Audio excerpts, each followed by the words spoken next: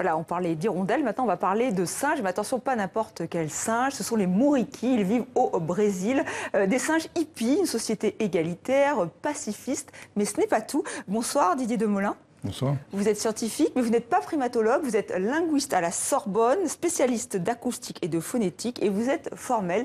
Les mouriquis parlent, presque.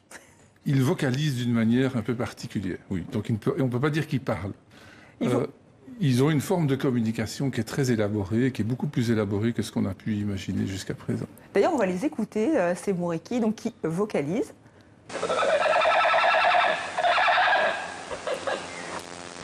Donc voilà, alors, mon rédacteur en chef veut savoir si vous traduisez, si vous pratiquez le mouriki. Mais non, pas du tout, évidemment. Non, ce qui est très intéressant chez les mouriquis, c'est que contrairement à toute une série d'autres espèces de primates qu'on connaît, par exemple les bonobos, les mouriquis communiquent essentiellement par des vocalisations, donc par l'acoustique. Et ils ont, dans leur vocalisation, une structure assez particulière, qu'ils ont des éléments discrets, c'est-à-dire des éléments qu'on peut isoler, qui se recombinent entre eux pour faire des groupements, et ces groupements se recombinent entre eux pour faire ce qu'on appelle des énoncés. Et ça, c'est tout à fait exceptionnel.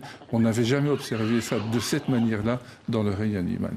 Même chez les dauphins, où on dit qu'eux aussi ils ont développé un langage, vraiment, eux, ils se situent à quelle échelle? Parce qu'il y a une échelle théorique des langages. Il y a une échelle théorique des grammaires qui a été proposée par le linguiste américain Noam Chomsky dans les années 50. C'est très polémique quand on se met à évaluer où se situent les espèces non humaines dans cette échelle-là, parce que ça nécessite une formalisation sur laquelle tout le monde n'est pas d'accord. Mais disons qu'en ce qui concerne les mouriquis, on a des suspicions et on a des éléments qui font penser qu'ils sont beaucoup plus élevés que l'échelle la plus élémentaire à laquelle on a toujours situé les primates non humains. Est-ce que vous êtes au début de ces recherches? Est-ce qu'on peut s'attendre vraiment à découvrir une vraie grammaire élaborée? On a déjà une forme de grammaire élémentaire. Donc ça, c'est absolument certain. C'est une grammaire très élémentaire, donc il n'y a rien à comparer avec le langage humain. On n'a aucune idée de ce que signifient les vocalisations. On a des idées sur ce que ça permet de modifier dans le comportement d'autres animaux. Donc, dans une partie du répertoire des mouriquis, ce qu'on appelle les échanges séquentiels. Donc, un animal va faire une vocalisation de l'ordre de 2 à 3 secondes. Un autre va lui répondre.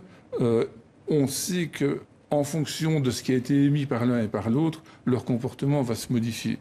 Mais c'est tout ce qu'on peut dire. Donc, on n'a aucune idée de ce que ça veut dire du point de vue du sens et de la sémantique. On n'est absolument pas là. Et est-ce qu'on sait pourquoi eux, ils ont développé cette grammaire plus élaborée, si je vous comprends bien, que celle des bonobos, par exemple?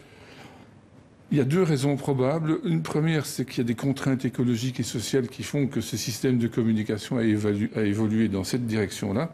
Je pense que pour ce qui est des bonobos, on commence à découvrir qu'on a très largement sous-évalué leur communication vocale. Et les bonobos ont des dimensions de communication que n'ont pas du tout les mouriquis. Les bonobos communiquent par le visage, par les gestes, en plus des vocalisations. Les mouriquis, c'est essentiellement vocal, leur communication. Et en quoi cette espèce est aussi remarquable? Il n'y a pas que le langage.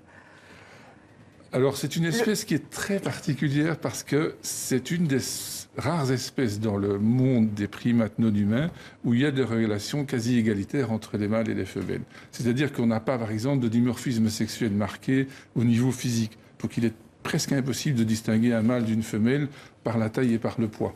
Donc, dans les relations et dans le comportement, ça a été étudié depuis une trentaine d'années par une linguiste américaine qui s'appelle Karen Stryer, qui a très très bien montré ça, qu'en fait, les mouriquis ont une structure sociale très particulière qui font que les mâles et les femelles sont dans une relation complètement différente de ce qu'on peut voir chez les bonobos et chez les gorilles, par exemple. Eh bien, merci Didier Demolin de nous avoir donc appris beaucoup de choses sur ces mouriquis, donc une espèce étonnante, les singes hippies du Brésil. Merci d'être venu sur notre plateau.